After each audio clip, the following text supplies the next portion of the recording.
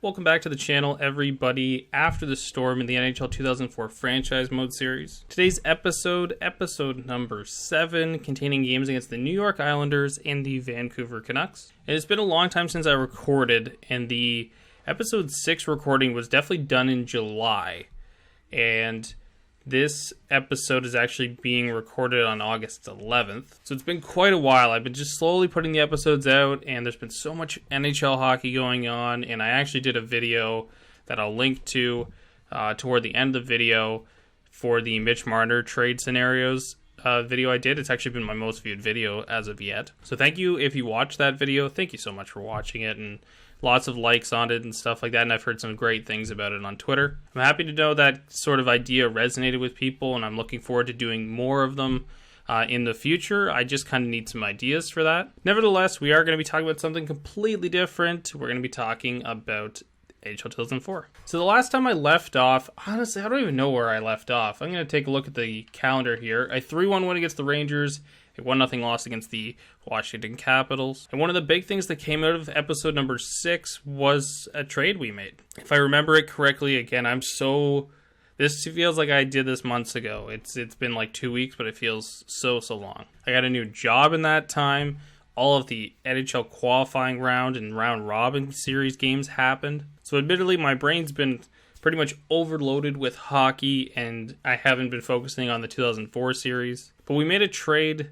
I believe I sent off Nieuwendyk and John LeClair and something else to the Carolina Hurricanes in exchange for Rod Brind'Amour, Ron Francis, and Radim Vrbata. If you watched the NHL 2003 franchise mode series, you'll of course know that Radim Vrbata was on the Colorado team I used. But what I'll do really quickly is just kind of jump in and do like a very quick preview of the Islanders and of the Canucks. So to start the second matchup in this episode, the Vancouver Canucks, the better of the two teams. They're ranked 6th in the league right now. They have a record of 8-4-2-1. 19 total points, sitting them 6th in the league, pretty much right neck and neck with the rest of the teams right above them. And the Islanders, 12 points. They're only 3 ahead of us, but a big opportunity to get a huge win and start moving up the standings. As I talked about in the previous episodes, we're sitting at 3-7-2-1 on the year, and we really need to start winning games in order to stay competitive and hope to make the playoffs at the end of this. And if you're unfamiliar, if this is your first episode you're watching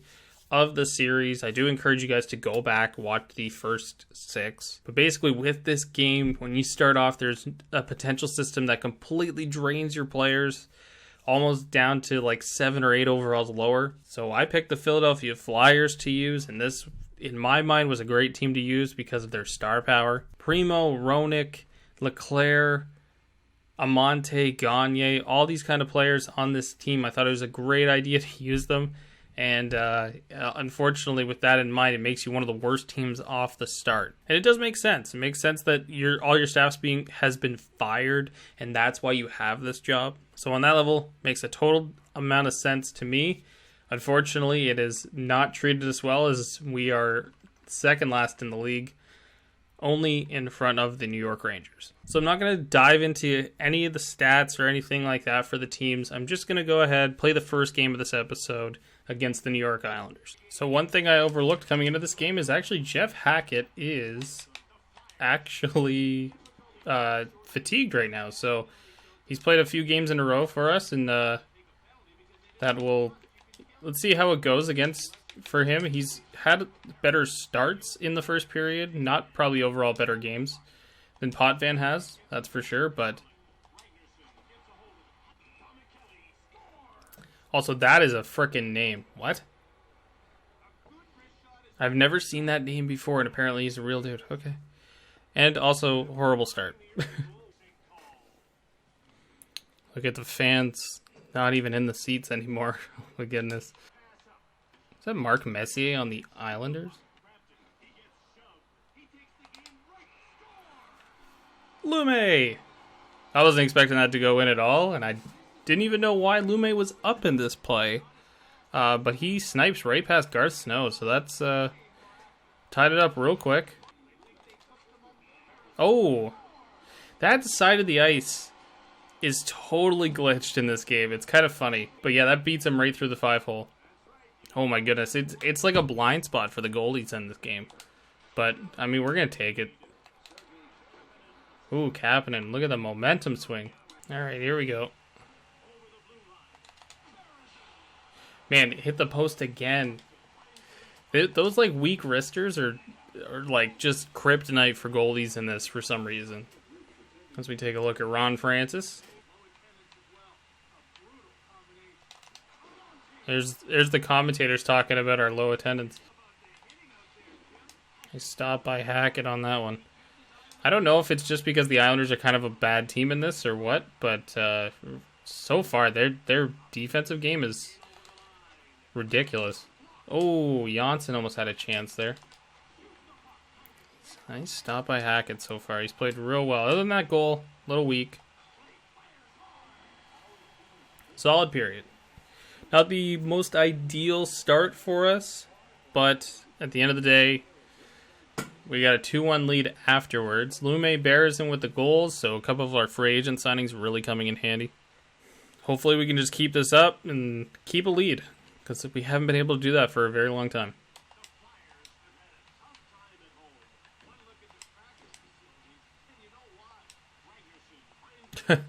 I love the fact that they incorporated the story that they're basically telling with your franchise mode in this into the game, because it just makes it so much just overall better. I don't know if you guys are hearing that. Maybe I'll turn it up just in case. Nice block by Terry in there. Oh, another weak one. Dang. Needham is having a good year, though.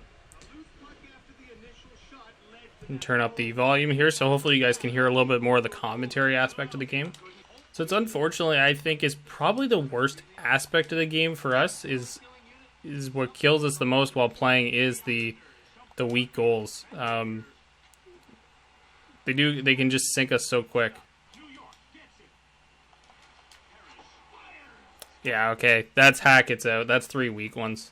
That's real unfortunate. Kind of a rock and roll start for this game, just the first half. But man, that sucks. I was hoping he would be fine, just based on he's just fatigued. But that's a lot of weak goals to let in. Francis already leads our team in points for sure.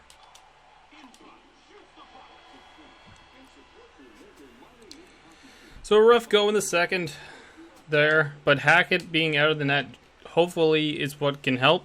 But we were outshot 11-5 in that period, so that's not a good start, but we just got to make sure that we get our offense moving a little bit quicker this period.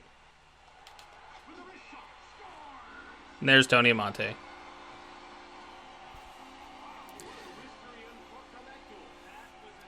So those wrist shots might just have to be what I use just to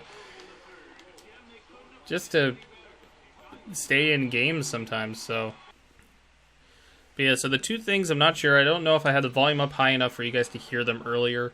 They talked about a practice facility, about being really bad at home as one of the reasons why. So our practice facility is just not good enough. Oh, Recchi in.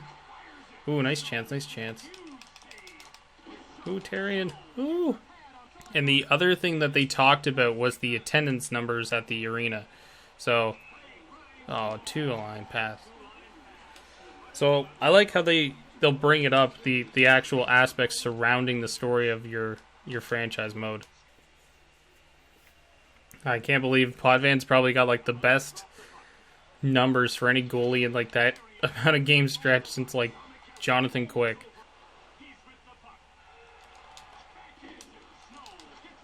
Oh, Roenick there.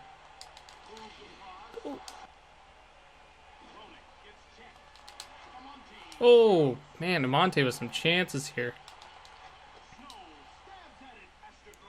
Go, Roenick, go.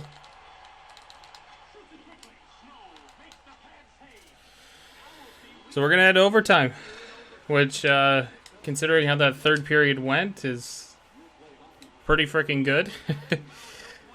Definitely didn't think we were going to get to this point, so... Oh, I'm trying to... Oh, off the post. Oh, come on.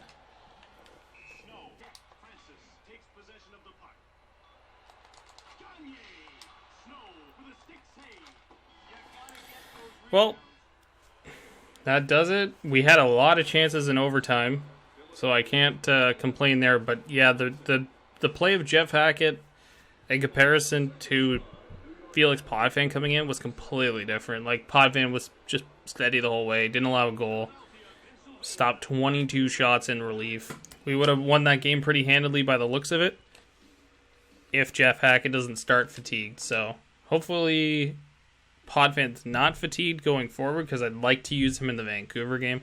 So that was the first game of this episode against the Islanders. We came out with a point, which is always good. We, at the very least, if we can just get points out of these games, that's great.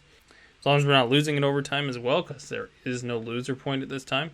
Now up against the Vancouver Canucks, one of the top teams in the league. I'm going to go check and see how the goaltending system is working, and if Jeff Hackett's still fatigued, we'll just play Potvin. So Hackett was still fatigued. I believe they've come up, both of them have come up 1 overall point, which is actually good to see. It means that they're slowly getting back to the players they were. But yeah, Potvin will be in the net for this game. I had a feeling, just based on that game and pulling him on 3 goals on 12 shots, just how much it would actually affect his save percentage and his goals against average. The goals against average only went up a little bit, but the 911 save percentage is considerably lower than he actually had. I think he was around like a 930. Same with Potvin right now. Meanwhile, Potvin coming in for that game, his goals against average goes to 181, and his save percentage is at 939. This game and the first game of next episode are going to be really tough ones too, because Atlanta, for some reason, they are actually like one of the top teams in the league. So it's 2 really prove-it games here for our team to get out of the basement of the league right now. So with that in mind, let's go ahead and get into the second game of the episode against the Vancouver Canucks. So game number 2 of the episode underway now. We're wearing the 3D jerseys at home.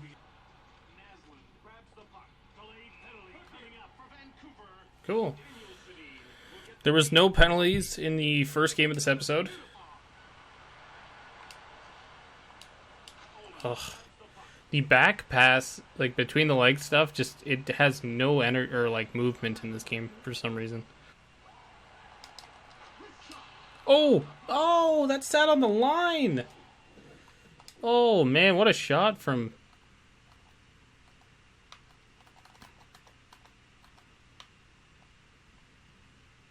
Desjardins there.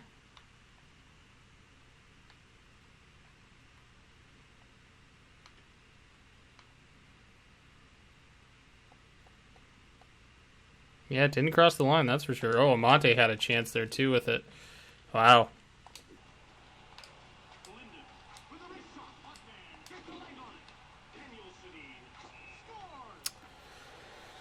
Man. Tough start. Get a power play, generate some momentum, and all goes by the wayside because Trevor Linden just pushes his way through.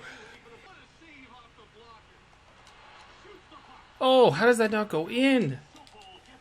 Damn.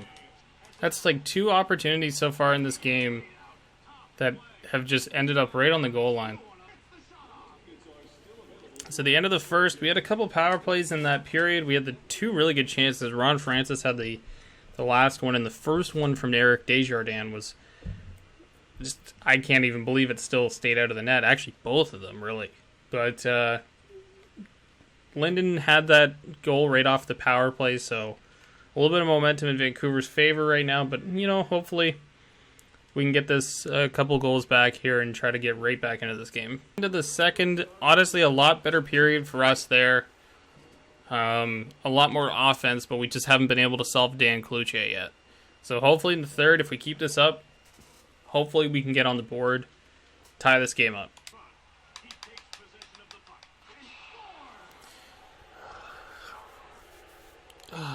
Hate that so much. It's just the inability to hit Trevor Linden results in a goal, of course.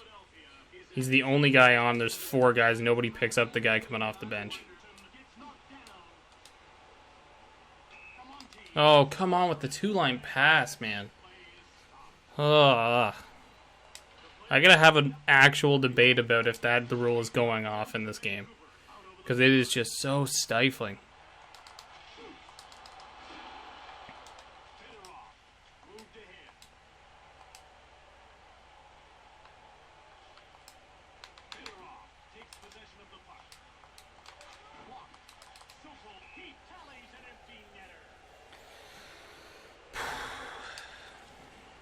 Man.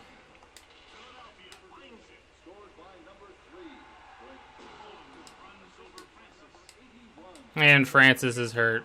Unbelievable. Yeah. Oh, Jesus.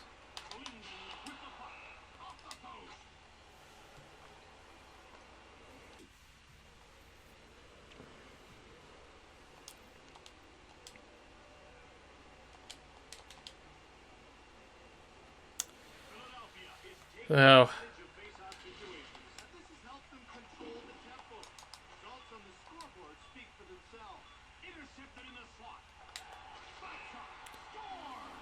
Apparently loading up a slap shot really works in the game. Man. Tough.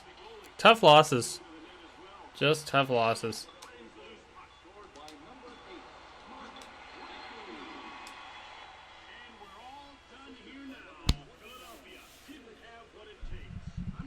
So it's the end of that one, 3-1. Unfortunately, when it got rolling in the third, and when it got rolling there in the third, it was tough.